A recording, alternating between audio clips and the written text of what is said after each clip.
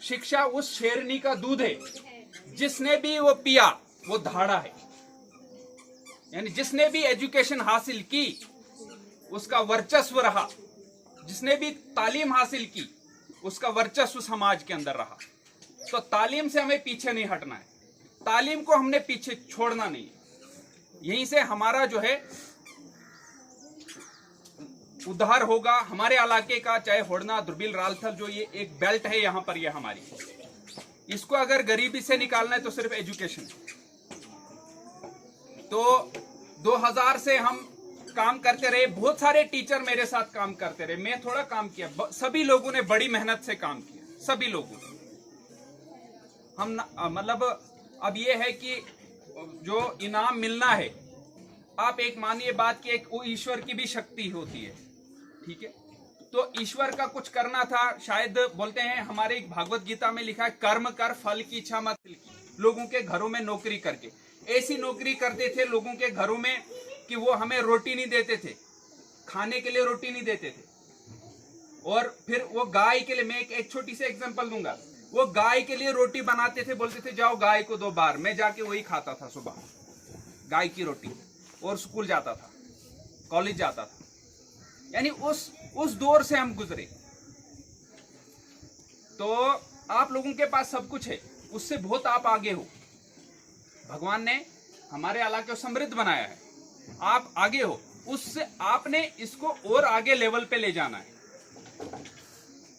अभी रोटी की दिक्कत नहीं है ना, रोटी है सबके घर में, और ऊपर वाले की कृपा से हाई स्कूल यहाँ पर है, और हायर सेकेंडरी ज्यादा से ज्यादा मुगल मैदान है। हमें तो किश्तवाड़ 9th में किश्तवाड़ जाना पड़ता था, 9th में, कितना सभी लोग सहयोग करते। तो इसके बावजूद भी यहाँ पर जैसे मैंने बोला, मैं जा नहीं थी, तो जानते हैं कि कैसी मुश्किलात थी, स्कूल बंद थे, स्कूल में आता नहीं था, कल्चर ही नहीं था पढ़ने का, पढ़ाने का।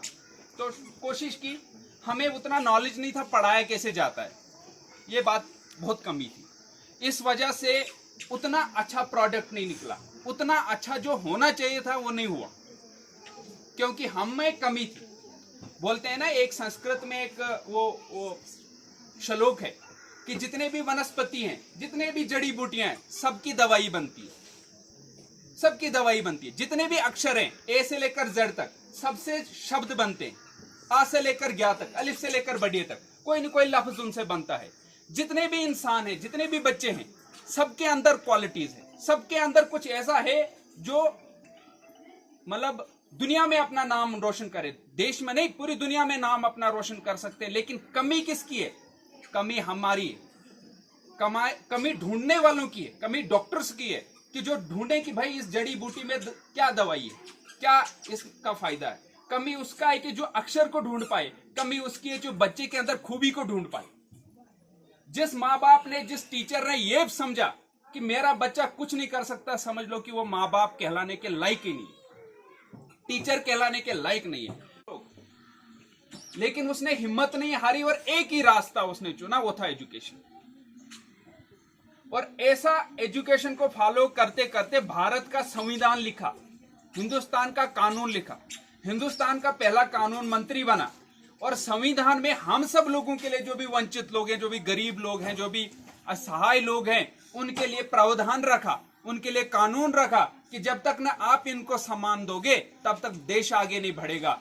वो इंसान था जिसको समाज बोलता था तू दूर जा, हमारे नजदीक मत आ, लेकिन उसने हिम्मत नहीं हारी, वो आगे बढ़ा और भारत का संविधान लिखा। अगर वो भी हमारी तरह हिम्मत हार जाता कि बस अब कुछ नहीं हो सकता, हमारे गांव का कुछ नहीं हो सकता, मेरा कुछ नहीं हो सकता, तो फिर ना वो संविधान में वो संशोधन ला पाता, वो बातें ला पाता, ना ही उसका नाम आज हम लेते। उन्होंने एक बात बोली थी, एक कोटेशन बोली थी, क्या बोला था? शिक्षा पाया है, एजुकेशन में बहुत सारी उपलब्धि हमने पाई है, मतलब ओवरऑल जो एजुकेशन सेक्टर है हमारे इलाके का। लेकिन अगर आप हमको कंपेयर करें बाकी इलाकों से, तो वहां पर हम अभी बहुत पीछे, क्योंकि वो उस वक्त वहां से बड़ी छलांग लगा के आगे जा चुके हैं, हम अभी वहां उस एरिया में बहुत पीछे। उस छलांग को लगाना, जैसे जगदीश सर ने बोला था वो छलांग लगानी है, ठीक है। रेस तो हमने लगाई है, अब रेस जीतने के लिए लास्ट पे हमको वो छलांग लगानी बहुत जरूरी है, तब जाके हम सबकी गरीबी दूर होगी। और इस गरीबी को दूर करने का भी एक कोई दूसरा रास्ता नहीं है। अगर कोई रास्ता है जब जिससे हम इस गरीबी को अपने इलाके से हटा सकते हैं, खत्म कर सकते हैं, वो सिर्फ एजुकेशन है, वो तालीम है। आपने भीमराव अंबेडकर साहब को सुना होगा भीमराव अंबेडकर साहब के बारे में। ऐसा इंसान था जिसको समाज के लोग धिक्कारते थे, बोलते थे कि आप इधर मत आओ, आप हमारे साथ पानी मत पियो, आप